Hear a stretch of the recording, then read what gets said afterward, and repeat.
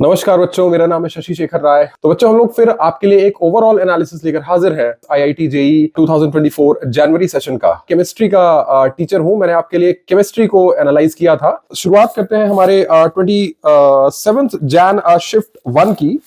तो इसमें अगर आप डिफिकल्टी लेवल के ऊपर जाएंगे तो केमिस्ट्री का जो डिफिकल्टी लेवल था वो आप इजी कह सकते हैं। केमिस्ट्री के क्वेश्चंस इजी आए हुए थे। और बच्चों, कुछ टॉपिक्स की अगर बात करी जाए तो केमिस्ट्री के क्वेश्चंस बहुत सारे कोऑर्डिनेशन कंपाउंड से, मोल कॉन्सेप्ट से कुछ क्वेश्चंस पूछे गए थे, एस ब्लॉक के क्वेश्चंस थे और कंबशन रिएक्शंस पे कुछ क्वेश्चंस जरूर पूछे गए थे। तो मैं आपसे ये कहना चाहूंगा कि यहाँ पर फिजिकल केमिस्ट्री का पोर्शन उतना नहीं पूछा गया था, ऑर्गेनिक केमिस्ट्री खूब पूछा गया था और इनऑर्गेनिक केमिस्ट्री के क्वेश्चंस भी काफी सारे आए थे। फिजिकल केमिस्ट्री का पोर्शन उतना ज्यादा नहीं पूछा गया था। इसके अलावा अगर बात करी जाए बच्चों फिजिक्स की, तो फिजिक्स का भी आपका ओवरऑल लेवल जो शिफ्ट 27 जैन का कहा जाएगा वो इजी ही था।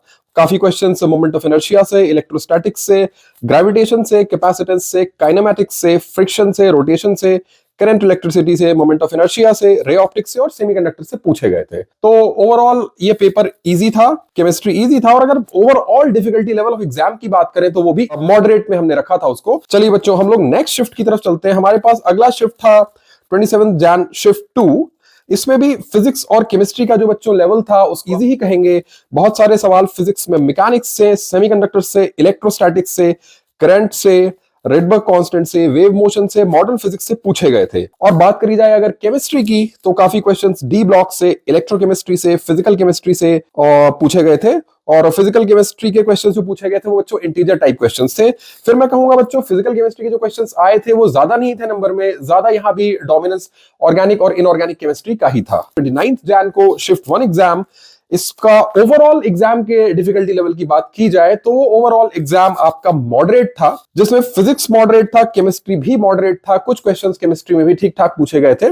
तो यहाँ हम फिजिक्स और केमिस्ट्री को इजी ना कह के मॉडरेट में रखा है हमने, क्योंकि यहाँ क्वेश्चंस ज्यादा फर्क तो नहीं था, लेकिन हाँ जरूर ये इनसे पहले हुए शिफ्ट से थोड़े से जरूर मुश्किल थे। तो इसमें बहुत सारे क्वेश्चंस फिजिक्स में पूछे गए थे, कंडक्टर्स से, सेमीकंडक्टर्स से, फोटो इलेक्ट्रिक इफेक्ट से, एटॉमिक स्ट्रक्चर से, ऑप्टिक्स से और गैल्वेनोमीटर से। केमिस्ट्री के क्वेश्चंस बच्चों मेटलर्जी से, जीओसी से थ्योरेटिकल क्वेश्चंस आए थे और बायोमोलिक्यूल से काफी क्वेश्चंस पूछे गए थे। तो बच्चों 29 का थोड़ा सा पेपर हल्का सा केमिस्ट्री और फिजिक्स के रेस्पेक्ट में अगर बात करूं तो थोड़ा सा मुश्किल कहेंगे। 29 जैन शिफ्ट 2 की तरफ तो ओवरऑल डिफिकल्टी लेवल फिर मॉडरेट है।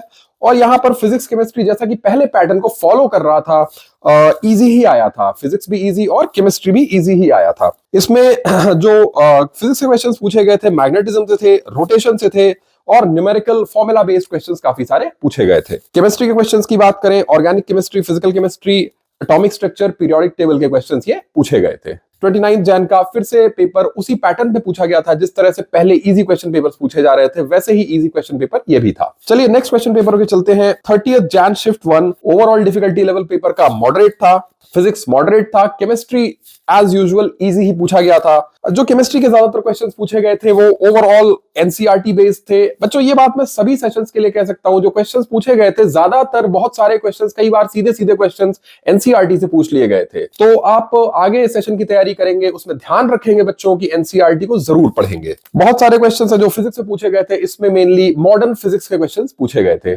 तो ओवरऑल पेपर मॉडरेट था, फिजिक्स मॉडरेट था, केमिस्ट्री बच्चों इजी था। 30 जैन शिफ्ट 2 यहां पर फिजिक्स और केमिस्ट्री फिर दोनों थोड़ा सा, जो अपने पहले क्वेश्चन पेपर्स आ रहे थे इजी आ रहे थे, उससे थोड़ा सा मैं कहूंगा डिफिकल्ट थे, तो इसीलिए हमने उसे मॉडरेट में रखा है बच्चों। जबकि ओवरऑल एग्जाम का डिफिकल्टी लेवल भी मॉडरेट में ही रखा गया है। तो क्वेश्चंस जो ज्यादातर आए थे फिजिक्स और केमिस्ट्री में, ये क्वेश्चन ज्यादातर एनसीईआरटी बेस्ड थे और एनसीईआरटी से ही पूछे गए थे। फिजिक्स में न्यूमेरिकल्स, फॉर्मूला बेस्ड क्वेश्चंस खूब सारे आए थे। तो इसी हिसाब से आप अपने आगे की शिफ्ट्स की बिल्कुल तैयारी करेंगे बच्चों। अपना नेक्स्ट 31 जैन का अगर सेशन हम देखेंगे तो शिफ्ट 1 जो था वो मॉडरेट था, जिसमें फिजिक्स केमिस्ट्री इजी था। तो फिजिक्स केमिस्ट्री में जो फिजिक्स की बात करें तो इसमें इलेक्ट्रोडायनामिक्स से, मॉडर्न फिजिक्स से, न्यूक्लियर फिजिक्स से, रे ऑप्टिक्स से, मैकेनिक्स से और सर्कुलर मोशन से और रोटेशनल मैकेनिक्स से क्वेश्चन पूछे गए थे। ज्यादातर केमिस्ट्री के क्वेश्चंस ओवरऑल पूछे गए थे, जिसमें फिजिकल केमिस्ट्री का, जैसे मैं पहले भी कह चुका हूं, पोर्शन थोड़ा कम था। ऑर्गेनिक और इनऑर्गेनिक केमिस्ट्री का पोर्शन थोड़ा सा ज्यादा था। तो ज्यादातर केमिस्ट्री एनसीईआरटी बेस्ड था। आगे बढ़ते हैं। अपना जो मेरे ख्याल में सेकंड शिफ्ट की तरफ अगर हम चलें तो जो ओवरऑल पेपर था फिर से मॉडरेट था और फिजिक्स और केमिस्ट्री फिर से बिल्कुल वैसे ही इजी पूछे गए थे। फिजिक्स के क्वेश्चन मॉडर्न फिजिक्स से, न्यूक्लियर फिजिक्स से, रे ऑप्टिक्स से, मैकेनिक्स से, सर्कुलर मोशन से और रोटेशन से आए थे। अगर बात करें केमिस्ट्री की तो questions physical chemistry, organic chemistry से आए थे, डी एंड एफ ब्लॉक से आए थे और इलेक्ट्रोकेमिस्ट्री से भी इस बार कुछ क्वेश्चंस पूछे गए थे। बच्चों ये क्वेश्चंस सारे नहीं लिखे गए हैं, यहाँ पर जो क्वेश्चंस प्रोमिनेंटली थोड़े से अलग पूछे गए थे बाकी पेपर से, हमने उन्हें ही हाईलाइट। ये था हमारा 31 जैन शिफ्ट 2 का पेपर। नेक्स्ट अगर बात करें तो हमारा ये लास्ट डे जेई का था जब 1 फरवरी शिफ्ट 1 का पेपर था, जो कि फिजिक्स और केमिस्ट्री एज यूजुअल बात की जाए तो इजी ही आया था। इसमें बिल्कुल वैसे ही पैटर्न पे चल रहा था जैसे ज्यादातर पेपर्स हुए थे। केमिस्ट्री के क्वेश्चंस बहुत आसानी से सॉल्व कर रहे थे आप लोग, और फिजिक्स भी कोई बहुत मुश्किल नहीं था। मोस्टली जो क्वेश्चंस थे फिजिक्स के वो कैपेसिटर्स से, यूनिट्स एंड डायमेंशंस से, मैकेनिक्स से पूछे गए थे, और बहुत सारे क्वेश्चंस केमिस्ट्री के, फिजिकल केमिस्ट्री से इस बार हमें देखने को मिले थे। तो बच्चों लास्ट जो हमारा एग्जाम हुआ था फरवरी शिफ्ट 2 का, उसका डिफिकल्टी लेवल भी मॉडरेट था। फिजिक्स जिसमें मॉडरेट था और केमिस्ट्री जिसमें इजी था। तो बच्चे लोग इसमें जो क्वेश्चंस थे फिजिक्स के, ओवरऑल फिजिक्स से पूछे गए थे, बहुत मुश्किल नहीं था फिजिक्स। केमिस्ट्री भी बहुत मुश्किल नहीं था। क्वेश्चंस इलेक्ट्रोकेमिस्ट्री से, पी ब्लॉक से, डी ब्लॉक से, नॉमेनक्लेचर से और थर्मोडायनेमिक्स से क्वेश्चंस आए हुए थे। तो बच्चों ओवरऑल मेरा जो इस एग्जाम को लेके, जेई का जो सेशन 1 एग्जाम हुआ है, इसको लेके मेरा वर्डिक्ट ये रहेगा कि इसके सभी सेशंस के जो एग्जाम्स हुए थे, as far as chemistry is concern, paper का लेवल इजी था। इसमें अगर आपने एनसीईआरटी पढ़ी थी, अगर आपने पीवाईक्यू सॉल्व किए थे, तो आप जरूर इसमें से 20 से ऊपर क्वेश्चंस आप अटेम्प्ट कर पाएंगे। और 20 से 22 क्वेश्चंस अगर आप अटेम्प्ट कर रहे हैं तो आप एक अच्छा खासा बढ़िया परसेंटाइल इसमें आप स्कोर कर लेंगे, जो कि आपको एडवांस में क्वालिफाई होने के लिए और अच्छे एनआईटीज दिलाने के लिए बड़ी मदद करेगा। इसके अलावा फिजिक्स की जहां तक बात की जाए, कुछ सेट्स में, कुछ शिफ्ट्स में बस पेपर्स थोड़ा सा कहा जाए तो ट्रिकी था, थोड़ा सा न्यूमेरिकल बेस्ड था, लेकिन ज्यादातर शिफ्ट का फिजिक्स का पेपर भी बच्चों आसान था। कुछ शिफ्ट में जरूर इसको हम मॉडरेट कह पाएंगे, लेकिन ज्यादातर फिजिक्स का पेपर भी आसान ही था।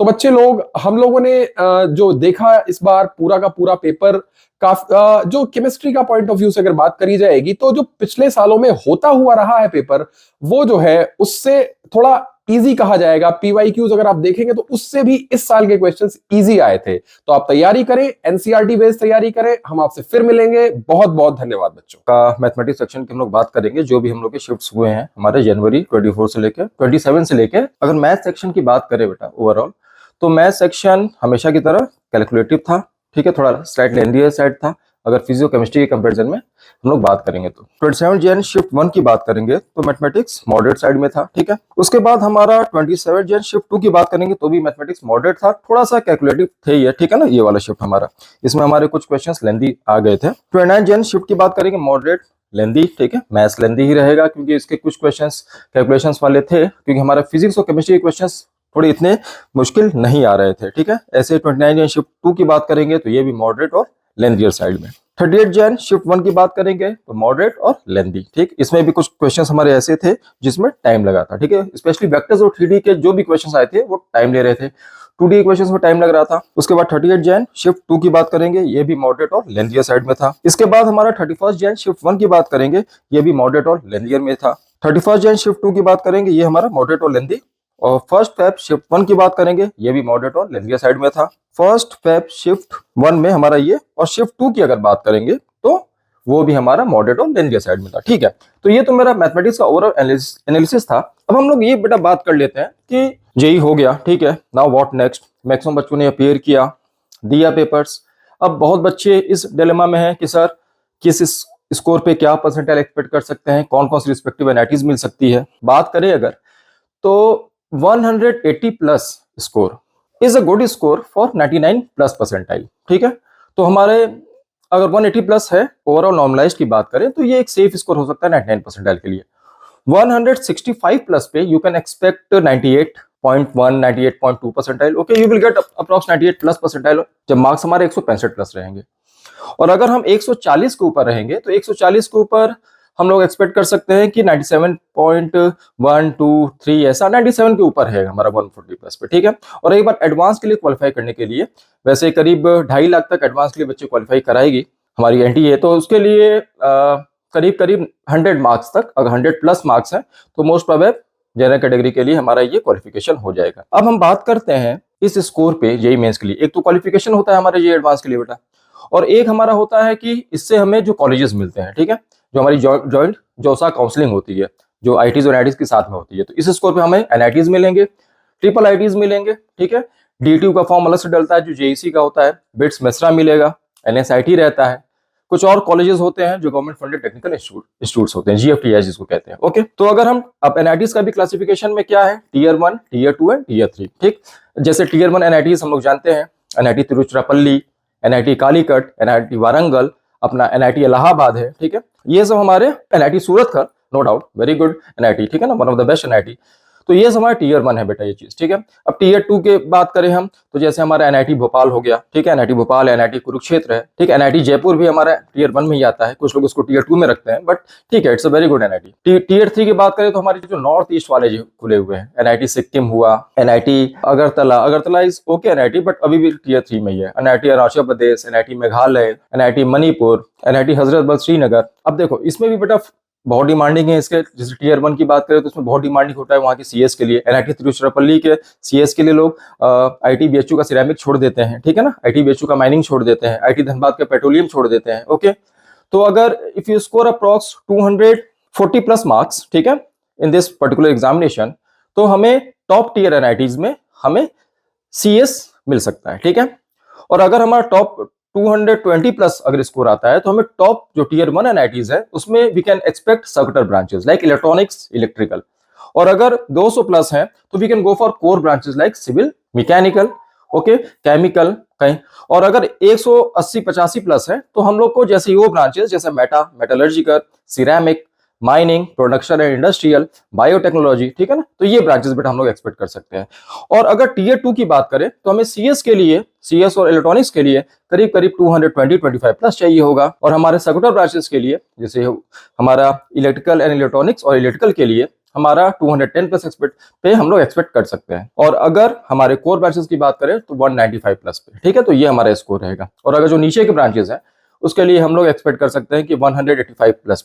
और टीयर 3 एनआईटीज की बात करें तो हमें सीएस हम लोग एक्सपेक्ट कर सकते हैं 200 प्लस मार्क्स पे, और सेक्टर ब्रांचेस हमारे 185 प्लस पे और 160 प्लस पे हम लोग एक्सपेक्ट कर सकते हैं कि हमारे कोर ब्रांचेस। और जो हमारे सबसे least sort of the branches होते हैं, सिरेमिक हुआ, मेटा हुआ, माइनिंग हुआ, ये सब हम लोग 140 प्लस पे एक्सपेक्ट कर सकते हैं। Talking about DTU, NSIT and triple IT Delhi, इसके लिए हमें अच्छा स्कोर चाहिए होगा depending on the branches, but ये सब हमारे बेस्ट इंस्टीट्यूशंस हैं जो जेईसी के थ्रू एक अलग से फॉर्म डलेगा, ठीक है ना, जो जेई मेन का स्कोर एक्सेप्ट करेगा वहां पे, लेकिन उसके लिए फॉर्म अलग से डाले जाएंगे। तो जॉइंट एडमिशन काउंसलिंग करके होता है जेईसी दिल्ली करके, ठीक है ना, उसके फॉर्म्स बाद में आते हैं, तो उसमें भी हमें अच्छा कॉम्पिटिशन मिलेगा, ठीक है। वो भी हमारे टॉप एनआईटीज की तरह ही है, डीटीयू एंड एनएसआईटी। यहाँ पे जिन बच्चों ने अच्छा परफॉर्म किया, वेरी गुड, ठीक है, वो अपना एडवांस की तैयारी करेंगे। शिक्षा का प्लेटफॉर्म है, इस पे आप जाएंगे, इस पे आपको पूरे प्रीवियस ईयर्स पेपर्स मिलेंगे, आपको मॉक पेपर्स मिलेंगे, ठीक है ना,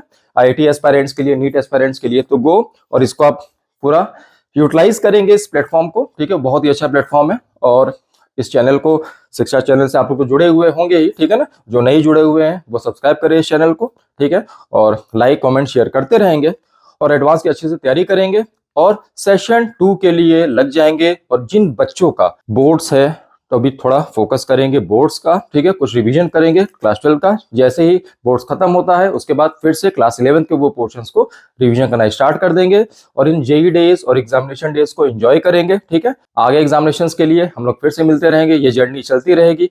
all the best students, take care.